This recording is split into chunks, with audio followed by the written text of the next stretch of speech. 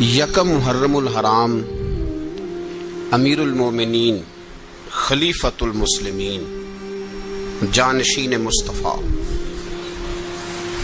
جبل استقامت اور رسول اللہ کے دین کا بہت بڑا سپاہی حضرت عمر فاروق رضی اللہ تعالی عنہ، جناب عمر کا نام صرف کام نہیں، حضرت عمر کا نام انقلاب برپا کر دیتا ہے۔ حضرت عمر کا نام کفر کے ایوانوں میں جبر، ظلم، شرک کی وادیوں میں جب حضرت عمر کا نام بھی لیا جائے تو بے ایمان کانپنا شروع ہو جاتے ہیں۔ حضرت عمر فاروق رضی اللہ تعالی عنہ، حضرت عمر معمولی شخص نہیں، معمولی آدمی نہیں۔ کچھ لوگ صدیوں کے بعد پیدا ہوتے ہیں اور کچھ لوگ ایسے ہوتے ہیں جو ایک ہی بار پیدا ہوتے ہیں، ان جیسا دوسرا پیدا ہوتا ہی نہیں، دوسرا ان طرح کا پیدا ہوتا ہی۔ حضرت عمر رضی اللہ تعالی عنہ جیسی شخصیات پیدا ہی نہیں ہوتی دوبارہ۔ سارے صحابہ در رسالت مآب پہ خود آئے۔ یہ وہ عظیم شخص ہے جسے اللہ کے محبوب نے اللہ سے مانگ کے لیا، کہا اے اللہ یہ مجھے دے دے، اللہ سے مانگ کے لیا ہے۔ اس لیے صوفیاء کہتے ہیں کچھ مرید ہوتے ہیں، کچھ مراد ہوتے ہیں، کچھ مرید ہوتے ہیں، کچھ مراد ہوتے ہیں۔ مرید وہ ہوتا ہے جو چل کے آتا ہے، آ کے مرید ہوتا ہے۔ مراد وہ ہوتا ہے جسے کہا جاتا ہے کہ یہ کبھی میرا بن جائے نا، یہ کبھی آ جائے نا، میرا بن جائے، اس کو مراد کہتے ہیں۔ حضرت عمر مصطفیٰ کریم کی مراد ہیں، حضور کی مراد ہے۔ اللہم اعز الاسلام بے اسلام عمر ابن خطاب، اے اللہ اسلام کو عزت دے دے، میرے عمر کو کلمہ پڑھنے کی توفیق عطا فرما دے۔ اور کیسے دعا مانگی؟ وہ یار حضرت عمر کی تو اس فضیلت کا کوئی جواب نہیں دے سکتا، میرے رسول پاک علیہ السلام سب کے لیے ہی دعا مانگتے ہیں نا، حضور کی دعا عام ہے، لیکن مصطفیٰ کریم نے کعبے کا غلاف تھام لیا اور غلاف کعبہ کو حضور نے سینے سے لپٹایا اور سینے سے چمٹا کے کہا اے اللہ میں نے تو کبھی سوال ہی زیادہ نہیں کیے، میں کرنے آیا ہوں، مجھے عمر دے دے، عمر دے دے۔ حضور نے مانگ کے لیا۔ اور پھر جب جس کو حضور مانگے اللہ سے کہ حضرت عمر رضی اللہ تعالیٰ عنہ کا آج یوم شہادت ہے، میرا تو دل کرتا تھا کہ فجر سے باتیں شروع ہوں اور سارا دن ہی عمر کی باتیں ہوتی رہیں، سارا دن جناب عمر کی باتیں، سارا دن، اس لیے کہ ذکر جناب عمر کا ہوگا پر راضی اللہ کے رسول ہوں گے صلی اللہ، تو جاگ کے بیٹھے، خوش ہو کے بیٹھے۔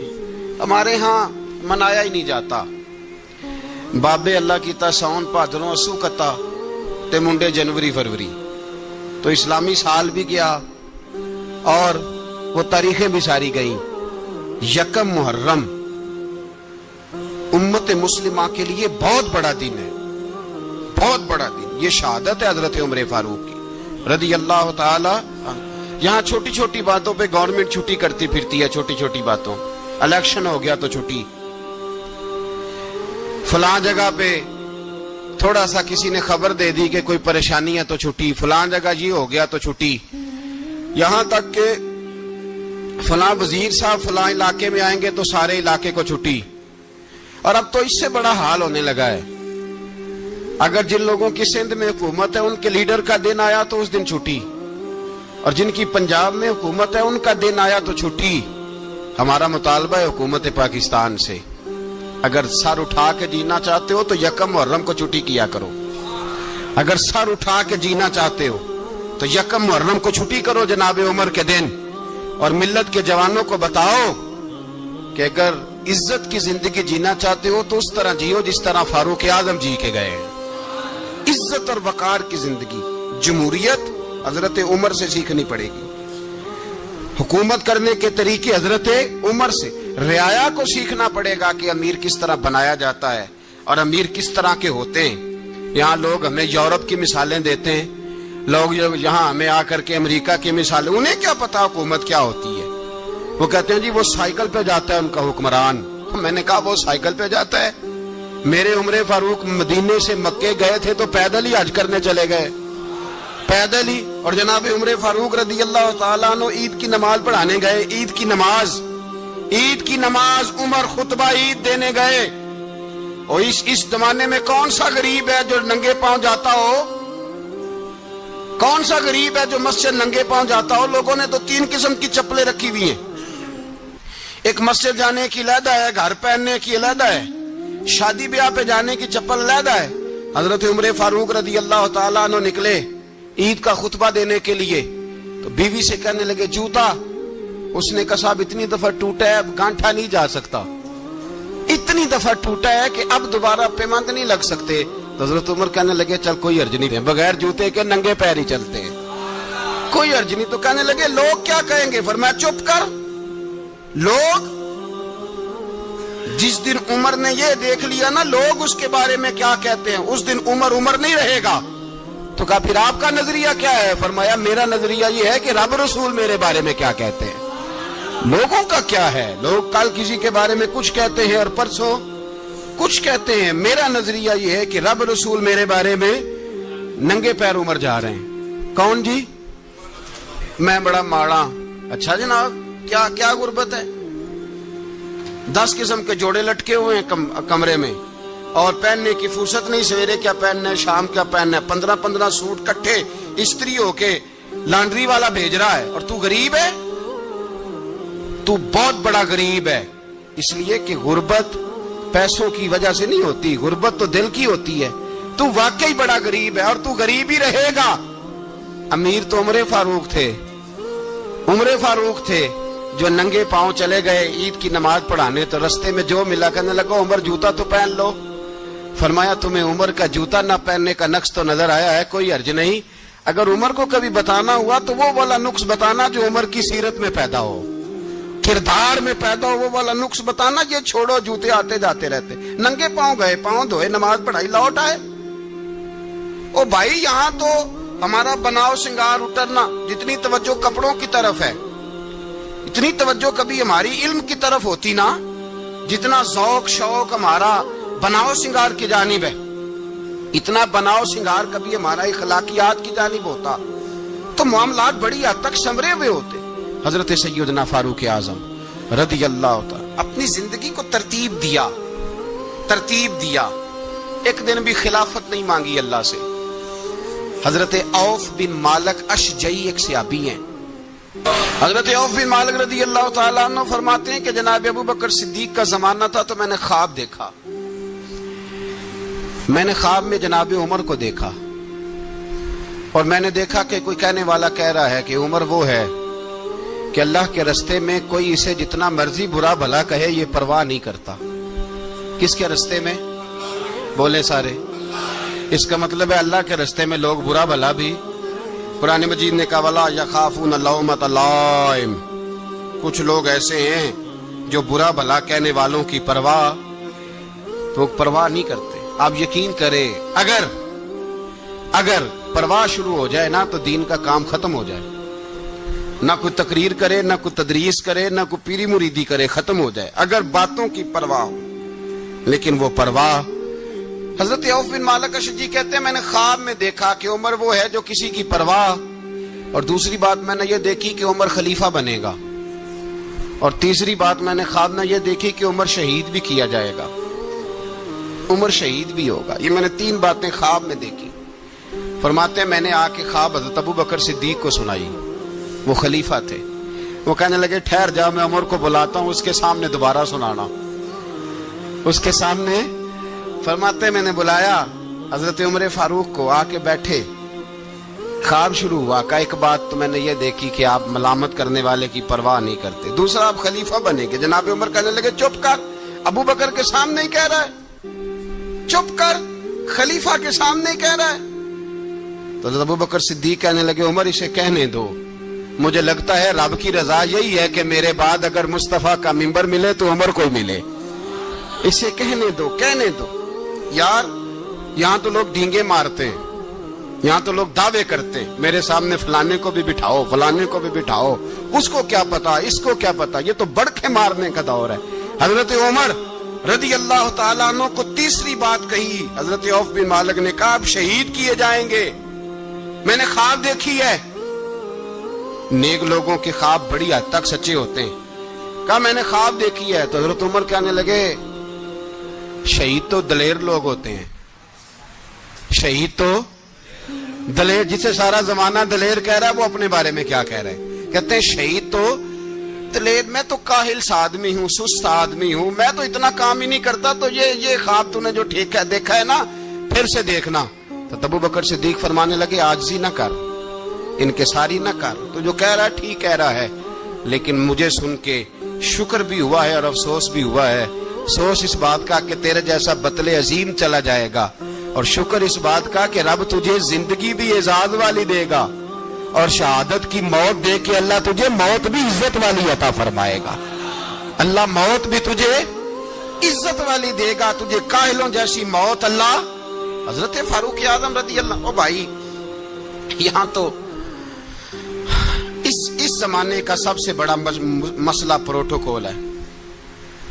لوگوں کو پتا ہوتا ہے کامل پیر ہے، کامل مرشد ہے، لوگ نہیں جاتے۔ میں کسی کا مرید ہو جاؤں، میرا پروٹوکول کدھر گیا؟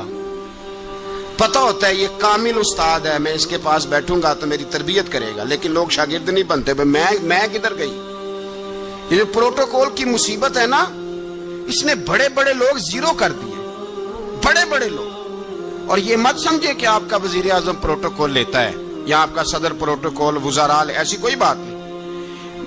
ہم چھوٹے طبقے سے لے کر بڑے سارے پروٹوکول کے قائل ہیں۔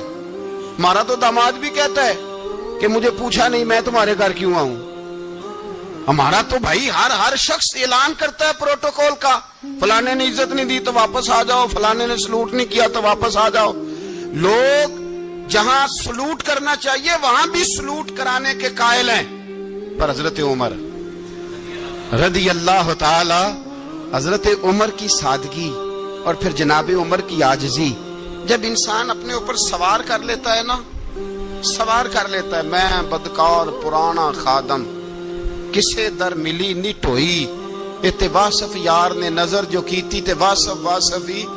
میں اکثر سوچتا ہوں حضور نے جہاں بھی کہا نا، فرمایا میرے بعد نبی ہوتے تو خطاب کے بیٹے عمر ہوتے۔ حضور نے فرمایا عمر جس رستے سے جاتا ہے شیطان وہ رستہ بدل جاتا ہے۔ نبی پاک صلی اللہ علیہ وسلم نے فرمایا میرا عمر وہ ہے کہ اس کی زبان پر حق جاری ہے۔ حضور علیہ الصلوۃ والسلام نے فرمایا 950 سال حضرت جبریل میرے عمر کی شان بیان کریں تو ان کی عظمت ختم نہیں ہوتی۔ 950 سال جبریل عظمت بیان کرے تو ختم نہیں ہوتی۔ یہ بات ہے حضرت عمر کی، اور فرمایا عمر ابو بکر کی نیکیوں میں سے ایک نیکی ہے، یہ شان ہے اب عمر فاروق رضی اللہ تعالیٰ عنہ کی۔ حضور نے فرمایا میرے بعد نبی ہوتے تو عمر ہوتے، جس گلی سے عمر آئے شیطان رستہ بدل جائے۔ میرے عمر فاروق کی شان 950 سال بیان ہو تو ختم نہ ہو۔ عمر کی زبان پر اللہ حق بیان کرتا ہے، جو عمر کہتا ہے وہی رب کر دیتا ہے۔ حضور ساری زندگی فضیلتیں بیان کرتے رہے، عمر جواب میں کیا کہتے ہیں؟ کوئی بتائے نا کہ یہ والی حدیثیں کبھی عمر نے بھی روایت کی ہوں کہ حضور نے میرے بارے میں یہ کہا ہے۔ یہ روایتیں وہ روایت نہیں کرتے، ان سے جب لوگ کہتے عمر تیری بڑی بات ہے تو عمر رو پڑتے، کہتے میں تو اونٹ چرانے والے باپ کا بیٹا ہوں، میں تو اونٹ چرانے والے باپ کا بیٹا، اونٹ چرا۔ اس سے آگے عمر گئے ہی نہیں ساری زندگی، اس سے آگے لفظ ہی نہیں ادا کی۔ اور میں تو بھائی اونٹ چرانے والا، میرا باپ تو اونٹ چرایا کرتا تھا، 10 اونٹ تھے، میری ڈیوٹی ہوتی تھی، سنبھالے نہیں جاتے تھے، ابا ڈنڈوں سے مارتا تھا۔ ساری زندگی عمر حج کرنے گئے، ایک خشک تنا کھجور کا عمر فاروق رضی اللہ تعالیٰ عنہ نے اس کو اپنے کلاوے میں لیا، رونے لگے۔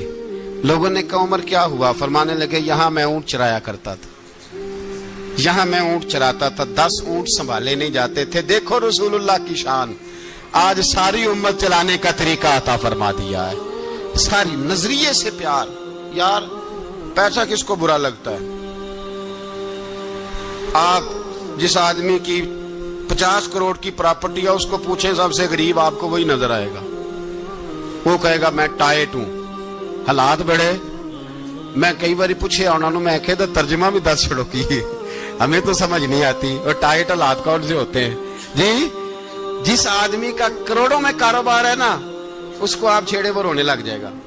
رونے تو کئی میں نے ایسے دیکھے ہیں، کرائے کا مکان ہے، ان سے پوچھے صاحب کیا حال ہے، تو کہتے ہیں جتنی اللہ نے شان والی زندگی ہمیں عطا کی ہے کسی کو نہیں دی ہوئی. اس کا مطلب ہے خوشی بھی یہی ہے اور غم بھی یہی. اندر سے خوشی ہے، اندر سے ہی. تو نے اگر راضی رہنا ہے تو ادھر سے رہنا ہے، ناراض رہنا ہے تو بس اپنے آپ کو خوش رکھے گا تو ہو جائے گا.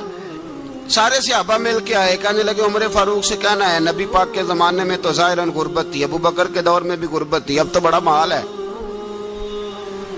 عمر سے سفارش کرو کہ عمر نیا کرتا پہنا کرے. ملکوں کے سفیر آتے، عمر وہی پھٹی پرانی چادر اوڑھ کے اور وہی کئی جگہ پہ پیوند لگے سوٹ پہن کے سفیروں کے سامنے بیٹھ جاتا ہے. عمر کو مشورہ دو، طے ہو گئی بات. سب نے جب مشورہ دے لیا تو سارے کہنے لگے یہ بتاؤ شیر کی مونچھ کو ہاتھ کون لگائے گا؟ کہنا کس نے ہے؟ بندہ بھی تو ڈھونڈو نا. نے کہا جناب میرا یہ خیال ہے کہ مولا علی شیر خدا کہیں گے، کیونکہ جس شخص کی عمر کو سب سے زیادہ حیا کرتے دیکھا وہ شیر خدا مولا علی ہے رضی اللہ تعالی. علی کہیں گے اس لیے کہ جناب علی تو کئی دفعہ جب گفتگو کرتے تھے تو حضرت عمر چپ کر جاتے تھے اور فرماتے تھے علی نہ ہوتا تو میں ہلاک ہو جاتا. تو کہا علی سے کہو. جناب علی شیر خدا کو بلایا. کس کام کے لیے جی؟ اللہ اکبر. یہ ذرا اپنے اس دور پہ اس بات کو ذرا لاکا جناب ان سے کہیں کہ زیادہ نہیں، ایک کرتا نیا پہن لے. سفیر آتے ہیں، وزیر آتے ہیں تو ایک کرتا نیا پہن لے. حضرت علی کو بلایا. آپ فرمانے لگے کوئی اور بات ہوتی تو میں کہہ دیتا، یہ والی میں نہیں کہہ سکتا. کوئی اور ہوتی تو میں عمر کو کئی دفعہ کہہ دیتا ہوں، جلال میں بھی تو سن، یہ والی میں نہیں کہہ سکتا. میں تمہیں ایک مشورہ دیتا ہوں. کہا وہ کیا؟ کہنے لگے سیدہ عائشہ صدیقہ سے کہو، وہ مومنوں کی ماں ہیں، عمر ٹالے گا نہیں. اماں جی سے جا کے کہا اماں جی نیا کرتا عمر سے کہیں پہن لیں. وزیر آتے ہیں، بڑے بڑے لوگ، تو چلو کوئی حرج نہیں. اماں جی نے کہا اچھا کوئی بات نہیں میں بلا لیتی ہوں. جناب عائشہ نے پیغام بھیجا. جب خادم نے کہا نا مصطفیٰ کے گھر سے پیغام آیا ہے، تو 20 لوگ بیٹھے تھے. عمر کانپتے ہوئے اٹھے، کانپتے دوڑے. حضرت عائشہ پردے میں تھی تو فرماتی ہیں عمر اتحیات کی حالت میں بیٹھ گئے. کہا اماں جی دیر تو نہیں ہو گئی مجھے آنے میں؟ کہا نہیں ٹائم پہ آ گئے ہو. کس لیے بلایا تھا؟ کہا عمر دیکھو غربت کے معاملات اور ہوتے ہیں، جب اللہ آسانی دے تو کوئی چیز استعمال کرنا حرام نہیں ہوتی، اگر حرام ہے تو بتاؤ. کہا نہیں اماں جی حلال ہی ہے. تو فرمایا پھر اتنے سفیر آتے ہیں، مشیر آتے ہیں، اب تو مال غنیمت بڑا آتا ہے، ڈھیر لگ جاتے ہیں مسجد میں، تو چل ایک نیا کرتا تم بھی پہن لیا کرو. اور آپ نیا کرتا پہنو گے تو دھاک بیٹھے گی غیروں پر. تو صحابہ کا مشورہ ہے کہ آپ نیا لباس پہنے. اماں جی کہتی ہے میں نے حکم دیا تو عمر چپ کر گئے، گردن جھک گئی. تھوڑی دیر کے بعد سیدنا عمر فاروق نے سر اٹھایا تو داڑھی پہ آنسو گر رہے تھے. رو پڑے، کہنے لگے پاک محبوب کی پاک بیوی جیسے حکم کرتی ہو میں حاضر ہوں، پر مجھے وہ والا لباس پہنانا جو میرے مصطفیٰ نے پسند فرمایا ہے. اگر یہ رنگ رسول پاک کا ہے تو میں حاضر ہوں، اور اگر نبی پاک کا نہیں تو پھر جیسے آپ حکم کریں. جناب عائشہ کہتے ہیں عمر روئے تو میں زیادہ روئی، میرا پلو بھیگ گیا آنسوؤں سے. میں نے کہا عمر آپ جائیے. عمر یوں نکلے تو جو صحابہ کھڑے تھے وہ کونے میں تھے، سارے آ گئے. کہا اماں جی کیا بنا؟ فرمایا بھائی تم سب جو باتیں کہتے ہو وہ اپنی جگہ ٹھیک ہیں، پر عمر جو بات کرتا ہے وہ سب سے زیادہ ٹھیک ہے. عمر جس پہلو پر بات کرتا ہے وہ یار ایسی عاجزی، ایسا رنگ، ایسا انداز، ایسا طرز حیات، ایسی زندگی. اولاد کے معاملے میں لوگ بزدل ہو جاتے ہیں، بزدل. پر حضرت عمر کا بیٹا مصر گیا، وہاں سے کمائی کر کے لایا، تجارت کرنے گیا، لاکھوں کا مال. کون سا باپ ہے دنیا میں جس کا بیٹا باہر سے پیسے لے کے آئے تو ابا تفصیل پوچھے کہ بیٹا کہاں سے کمائے، کہاں سے لایا، کتنے ملے، کیوں آئے؟ کون سا باپ تفصیل پوچھتا ہے؟ ابا تو کہتا لا صحیح. اور तारीफें करता है, मेरा बेटा बड़ी कमाई करता है। कभी पूछा है उससे कि ड्यूटी सही देता है कि नहीं? कभी पूछा है कि तू ईमानदारी की रोजी लाता है कि हराम की कमाता है? ये बाप की जिम्मेदारी है, ये अम्मा की जिम्मेदारी है। फिर कहता है बीमारी कैसे आ गई, परेशानी कैसे आ गई? तूने कभी सवाल किया अपनी औलाद से? हजरत उमर फारूक रजी अल्लाह ताला अन्हु का बेटा मिस्र से पैसे कमा के लाया तो जनाब उमर ने बुलाया, फरमाया बेटे इतनी तो तेरे पास राशि ही नहीं थी, थोड़े से तो तू पैसे लेके गया था, इतनी कमाई कैसे हो गई? इतने तो पैसे नहीं थे साहब, कहां से कमाई लाए? उसने कहा अब्बा जी वो जो मेरे चचा है ना मिस्र के गवर्नर, आपके दोस्त, उन्होंने मेरी मदद की है। फरमाया जितने लोग गए थे सबकी की है मदद उसने? कहा नहीं सिर्फ मेरी की। फरमाया तेरी क्यों की? तेरी क्यों की? कहा हुजूर आपके दोस्त हैं। फरमाया चुप कर,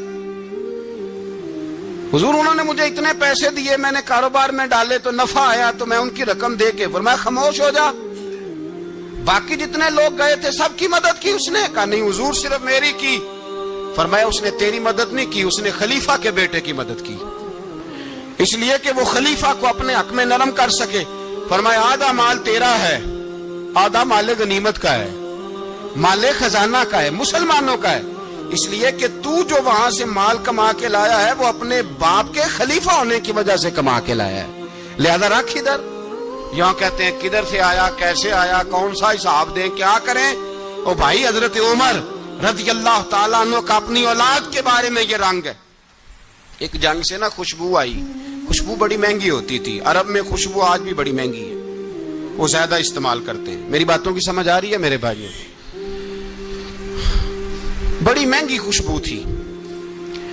जब वो खुशबू आई तो हजरत उमर ने कहा, घर में पहले पहुंची हजरत उमर के, चूंकि ज्यादा औरतें इस्तेमाल करती थी घर के अंदर खुशबू, मर्द भी लगाते थे। हजरत उमर ने अपनी बीवी से कहा, आपकी ज़ौजा तो थी वो बड़ी खुशबू को पसंद करती थी। हजरत उमर ने अपनी ज़ौजा से कहा कि खुशबू लाओ, मैंने एक औरत की ड्यूटी लगाई है, वो खुशबू तोल तोल के ना तो हिस्सा बराबर सहाबा में बांट देगी। तो आपकी ज़ौजा कहने लगी किसी बीबी की ड्यूटी लगाने की क्या जरूरत थी, मैं जो मौजूद थी मैं बांट देती हूं तोल के हिस्सा बराबर। आपने फरमाया नहीं तू रहने दे, और फलानी बीबी बांटेगी। कहा हुजूर मैंने भी बांटनी है, मेरे पे कुछ हक है?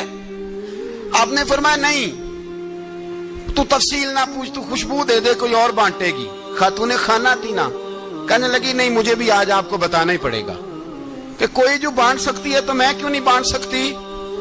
ज़ौजा कहती उमर ने बात की तो मेरी चीखें निकल गई। हजरत उमर फरमाने लगे जब तू खुशबू बांटेगी ना तेरे हाथों को भी लगेगी, तेरे दुपट्टों को भी लग जाएगी। अगर रब करीम ने मुझसे सवाल पूछा कि उमर खुशबू तो मुसलमानों की थी, तेरी बीवी के दुपट्टे को क्यों लग गई, तो मैं अल्लाह के हुजूर क्या जवाब दूंगा? अगर अल्लाह ने यह सवाल किया कि तेरी बीवी ने क्यों लगाई, वो तो हिस्सा था मुसलमानों का, तो तूने तेरी बीवी ने क्यों लगाई? तो फरमाया मैं नहीं चाहता कि अल्लाह के हुजूर मुझे और तुझे बाजपुरस हो, लिहाजा किसी और को बांटने दे। ज़ौजा रोई और तड़प के कहने लगी उमर मुझे लगता है सुबह कयामत भी तेरी बीवी होने की वजह से अल्लाह मुझे जन्नत अता फरमा देगा, तेरी ज़ौजा होने की बरकत से। भाई ये मेयार रखा, खुदा की कसम ऐसा शख्स तारीख में दोबारा नहीं आया। इतना बड़ा आदमी, इतना बड़ा शख्स, इतना बड़ा आदमी, और फिर रंग ये है कि उमर 22 लाख मुरब्बा मील का हुक्मरान, 22 लाख, और खजूर के दरख्त के नीचे मट्टी का ढेला लेके सो गए हैं, परवाह कोई नहीं, कोई मसला ही नहीं। 2 गुलाम साथ बैठे तो एक रोटी हजरत उमर ने घर से मंगवाई, थोड़ा सा सिरका, तो गुलाम कहने लगे हमने भी खानी है। फरमाया कोई अर्ज नहीं, रोटी को पेट भर के खाना जरूरी तो नहीं, 3 हिस्सों में बांट लेते। एक आदमी आया हुआ था मिस्र का रहने वाला मिलने के लिए, उसने पूछा उमर किधर है, तो कहा वो उधर जाओ मस्जिद में बैठे होंगे, और वापस आया तो कहने लगा वहां तो 3 गुलाम बैठे हैं, एक रोटी बांट बांट के खा रहे हैं, लगता है कई दिनों से रोटी नहीं मिली। कहा 3 गुलाम तो कोई नहीं, वहां 2 ही थे, तीसरे तो अमीरुल मोमिनीन थे। उसने कहा नहीं नहीं 3 गुलाम हैं, कपड़े भी एक तरह के पहने हुए, बल्कि 2 के तो फिर सही है, तीसरे के तो ज्यादा माड़े हैं, कपड़े भी एक तरह के, खाना पीना भी एक तरह का, और उनका نشست برخاست بھی ایک طرح کی ہے، لہذا کوئی فرق نہیں۔ حضرت ابو ہریرہ کہتے ہیں میں لے کے آیا اور جناب عمر کو جب میں نے کچی زمین میں تامت سمیٹ بیٹھے دیکھا تو میں رو پڑا۔ میں نے اس مصر سے آنے والے کو کہا تو اس کے جلوے دیکھ، اگر اس کی ذات میں اتنا حسن ہے تو محمد عربی کا مقام کیا ہوگا۔ یہ مقام غور ہے، مقام غور۔ 10 محرم کو لوگ دیگے پکائیں گے نا، نہیں پکانی ہے، کوئی بول دے نہیں، ہاں نہ نہیں کر دے، پروگرام بدلیا تو نہیں دی عید کی کہ وہ ایک اب کام شروع ہوا ہے لاسٹ ایٹ ہونے والا، کیوں جی پکنی ہے نا دیکھیں 10 محرم کو انشاءاللہ تعالی، ہم بھی پکائیں گے انشاءاللہ، یہاں بھی پروگرام ہوگا۔ تو 10 محرم کو جو دیگ پکنی ہے تو ایسا نہیں ہو سکتا کہ 1 محرم کو حضرت عمر کے نام کی بھی کوئی پک جائے۔ اگر امام حسن حسین کے نام کی دیگیں پکے تو جو امام حسن حسین کے سے پیار کرنے والے ہیں، جو امام حسن حسین سے، ہم لوگوں نے بھی عجیب رٹا اپنایا ہے نا، ہم لوگ بات کا ایک پہلو دیکھتے ہیں دوسرا نہیں دیکھتے۔ حضرت امام حسن اور حسین کو بھی نبی پاک نے شہید کہا اور جناب عمر کو بھی رسول اللہ نے خود شہید فرمایا، فرمایا شہید ہے، خود فرمایا اپنی زبان سے کہ یہ شہید ہے، خود میرا عمر شہید ہے۔ تو ان کے نام کی دیگ نہیں پکنی چاہیے، اس طرف نہیں ہماری توجہ ہونی چاہیے۔ اور اہل بیت نبو، یہ بات میں پہلے بھی کرتا ہوں آج پھر کرنا ضروری سمجھتا ہوں، اہل بیت کا پیار سن لو کان کھول کے، اہل بیت کا پیار اگر ہمیں کسی نے سکھایا ہے تو سیدنا عمر فاروق نے سکھایا ہے۔ اہل بیت نبوت کی محبت اگر کسی نے سکھائی ہے تو کس نے سکھائی ہے؟ بول کے بتائیے، حضرت عمر نے۔ اہل بیت کا پیار ہمیں حضرت عمر نے بول کر کے سکھایا ہے۔ بھائی یاد رکھیں، کسی کی طاقت نہیں تھی دم مارنے کی حضرت عمر کے سامنے، طاقت ہی نہیں تھی، کیسر و کسرا کانپ جاتے تھے، جرأت ہی نہیں کرتے تھے حضرت۔ اور ہمارے تو تعلقات بڑے ہیں نا غیروں سے۔ حضرت ابو موسیٰ اشعری رضی اللہ تعالیٰ عنہ فرماتے ہیں میرا منشی سائی تھا، وہ کاتب کہتے تھے وہ لوگ، میرا حساب کتاب عیسائی تھا۔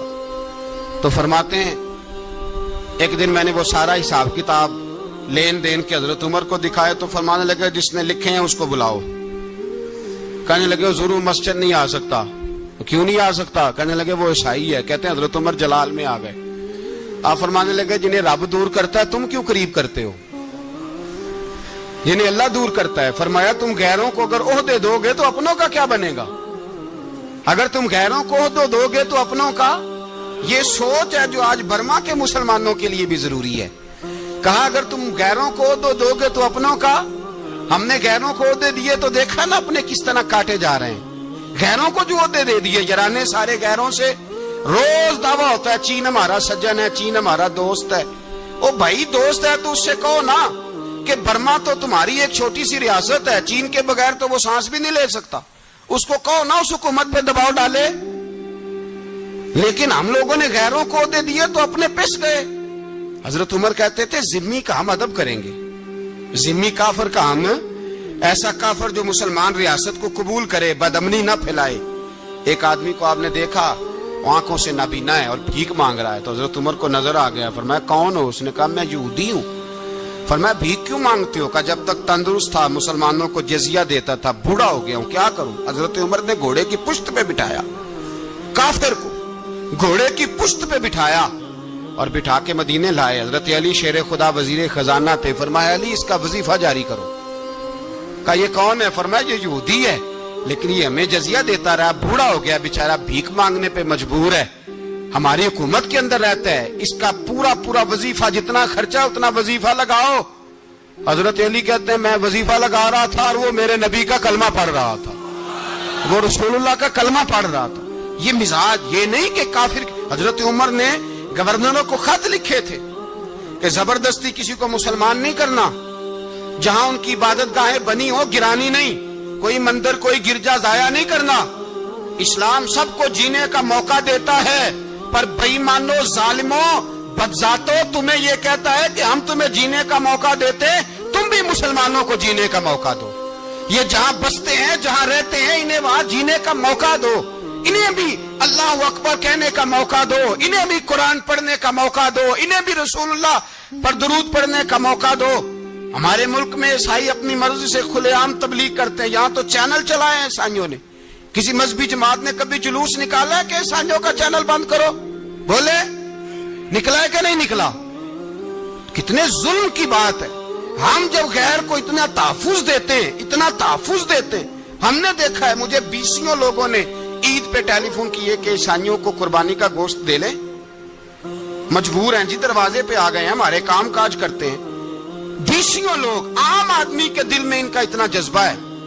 وہ مسائل کا بیان کرنا ایک علیحدہ بات، لیکن ہمارے دل کافر کے حق میں بھی نرم ہو جاتے ہیں.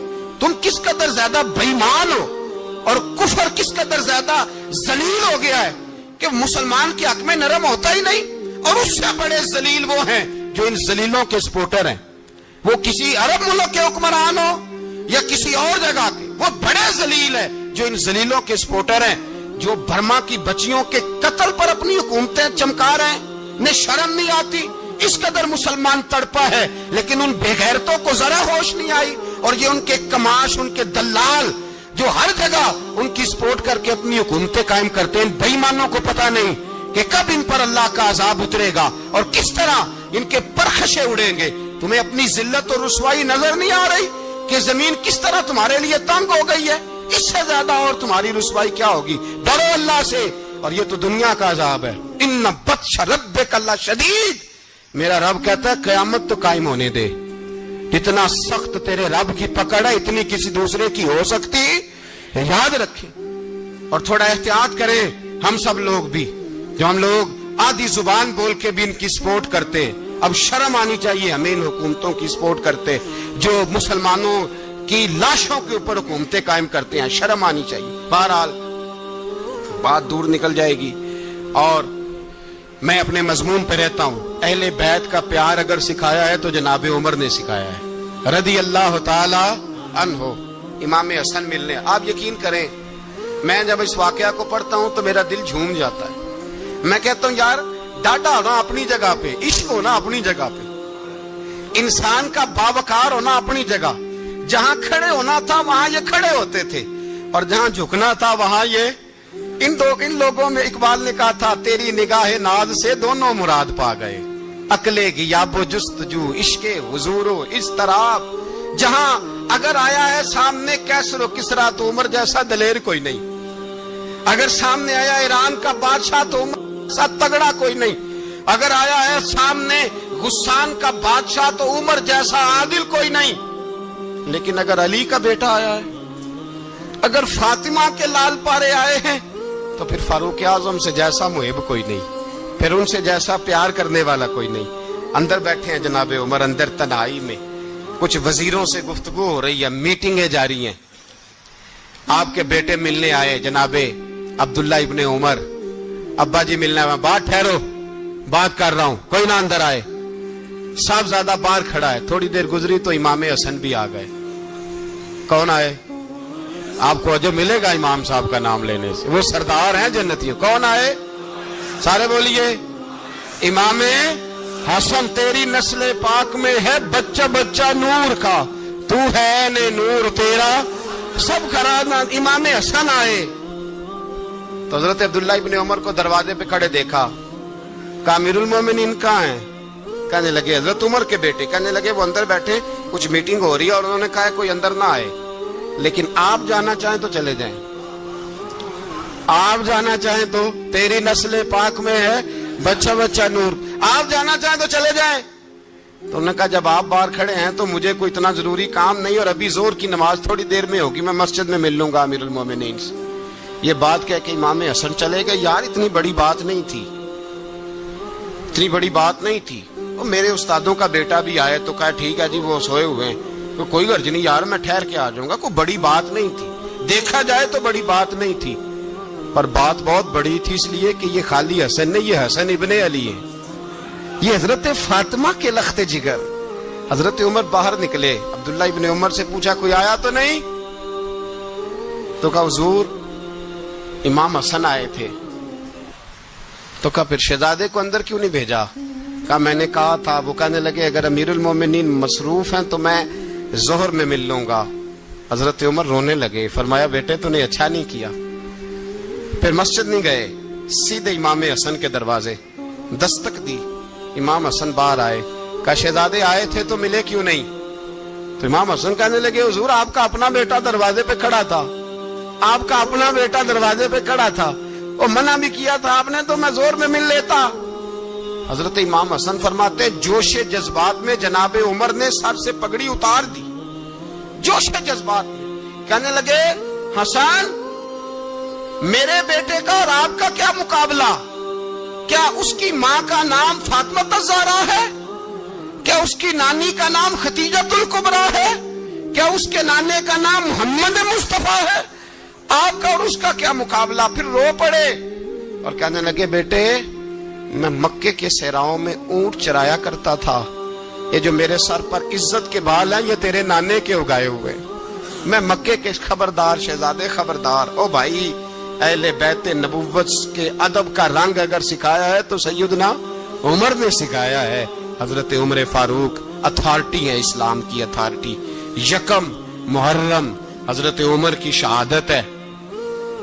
یہودی بول اٹھا، کافر بول اٹھا، اگر 6 مہینے عمر دنیا میں اور رہتے تو دنیا میں کوئی کافر موجود نہ ہوتا۔ 6 مہینے۔ اور جب اس بطل جلیل کا جنازہ اٹھا، اللہ بخاری پڑھیے نا، اللہم ارزقنا شہادت فی سبیلک، اللہ بسترے کی موت نہ دینا، شہادت کی دینا۔ عمر شہید ہوئے، مسجد نبی میں نماز پڑھاتے، اور جب جنازہ اٹھا تو مدینے کا پھر پیچھے جو دلیر بچے وہ مولا علی تھے۔